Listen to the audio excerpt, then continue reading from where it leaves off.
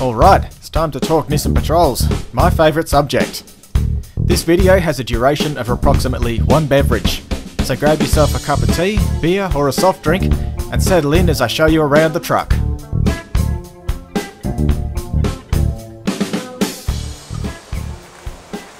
G'day everybody, welcome to another intense off-road video.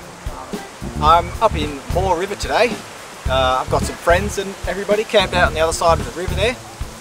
We've been plugging around in the bush for most of the day, following the river, which is just going behind you there. And we've had a couple of bogs. One of them was pretty nasty. You'll be able to see that if you check out the Moore River video. I'll put a link to that in the video or in the description. Now, a few people have been interested in the old patrol here. I get lots of comments on how good it sounds and all the shit that it's got on it. So I thought I'd tell you a bit about it today. Now, I've been in the patrol for about 6 years now. When I bought her, she had 260,000 Ks on the clock, and it's now done 360. So I haven't really covered a lot in the last 6 years. To be honest, it's not a daily driver. It sits parked up ready to go for these sort of trips.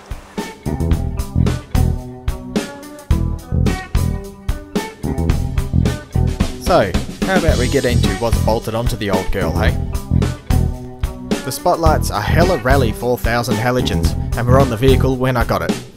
One day I might upgrade them to HRD, but for now they do a good enough job for me. The spotlights sit on a Nissan steel winch bar. No winch in it yet, but one day there will be. My previous patrol had no side protection, and as a result, my door sills got opened up like a tin of baked beans. I wasn't taking the chances with this one, so I ended up with these steel side steps from ARB. They're not rock sliders, but they're strong enough to take a decent hit. While we're down here, let's talk about the tyre choice. I previously ran Cooper STT mud terrain tyres, but I changed to the ST all-terrain pattern when I stopped doing so much rock crawling and mud plugging. They can be very unforgiving of incorrect tyre pressures and chip lugs off all over the place, but I've never had a puncture in one. I bet my next video will be puncture repair now that I've said that. Going further down still, and we've got the suspension set up. We've gone for heavier rated springs than the Patrol originally came with to compensate for all the accessories and camping gear we carry.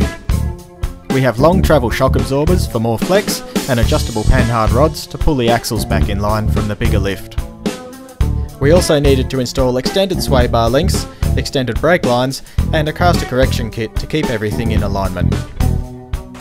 Now I suppose you'll want to know what's under the bonnet, hey? Well, it's not a 4.2, it's not a 3 litre, but it is a diesel. No, it's not a V8, it's a 2.8 litre diesel. This motor carried across from GQ patrols into the GU before the 3 litre ever existed. Aside from regular maintenance, there's only a couple of things I've done under here. What you are looking at there is an oil catch can system.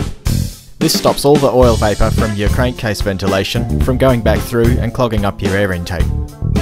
The performance chip was great until it started putting the engine light on. I spent a lot of money fixing things that weren't even broken until I discovered that it was that chip that caused all the trouble. The auxiliary battery is operated by a Redarc SBI 12 battery isolator.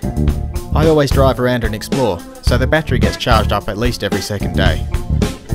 The second battery runs the amplifier for the stereo and a 1000 watt inverter, mostly used for charging electronics. I was well known for flooding my previous vehicles by taking on water that was too deep.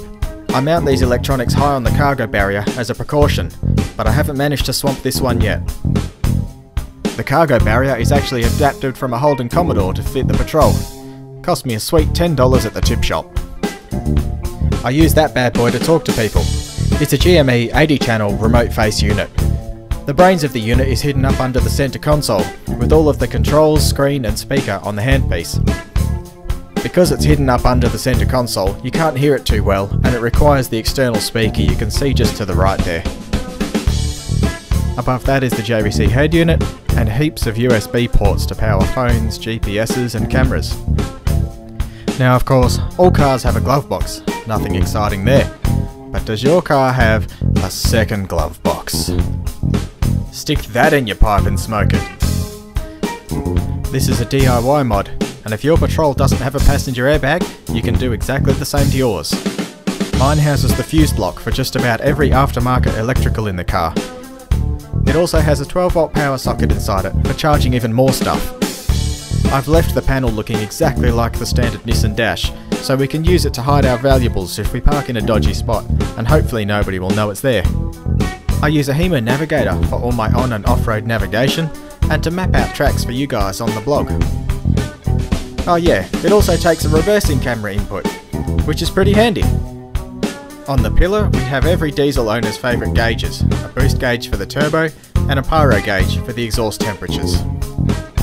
The exhaust is 3 inches all the way through with one muffler. Bit big and overkill for a 2.8, but it sounds brilliant.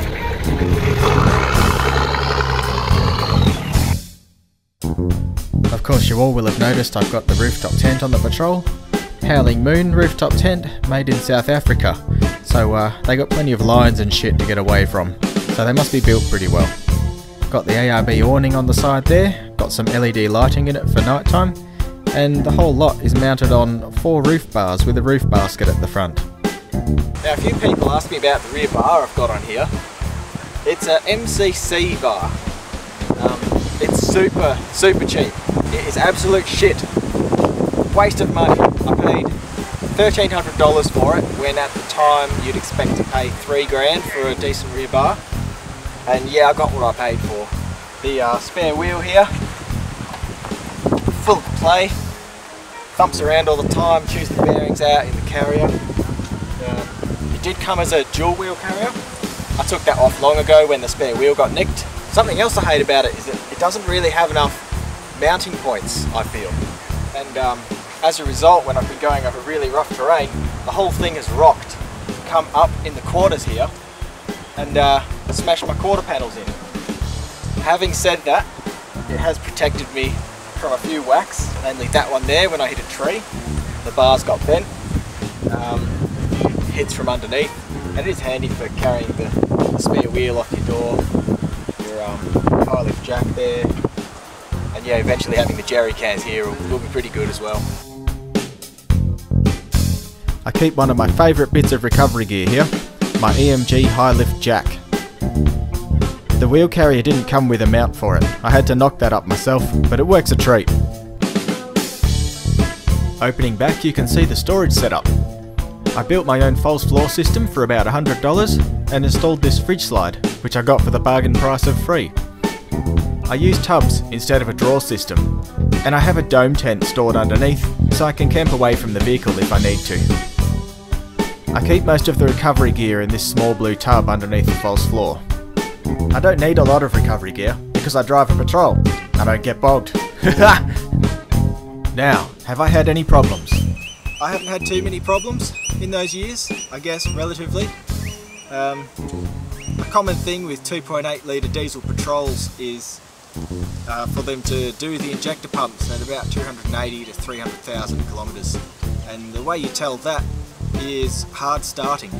So yeah, true to word, I got that problem at about 310,000 kilometres, and it's fine when it's cold, but when it's hot you cannot get it started. For about 6 months I actually carried a bottle of water in my car, and I would just tip water on the injector pump, cool it down, and then it would start. So that's about a $3,000 job getting that redone. Get your injector pump redone and your injectors as well. If you are already a GU Patrol owner, I hope this video has given you some good ideas on things to do to your Patrol. If you don't own one yet, and you're thinking of buying one, head to intenseoffroad.com for some tips on what to look out for when buying one, and some specifics on the RD28 diesel motor. Oh yeah, and here's a picture of a time I came close to rolling a Patrol.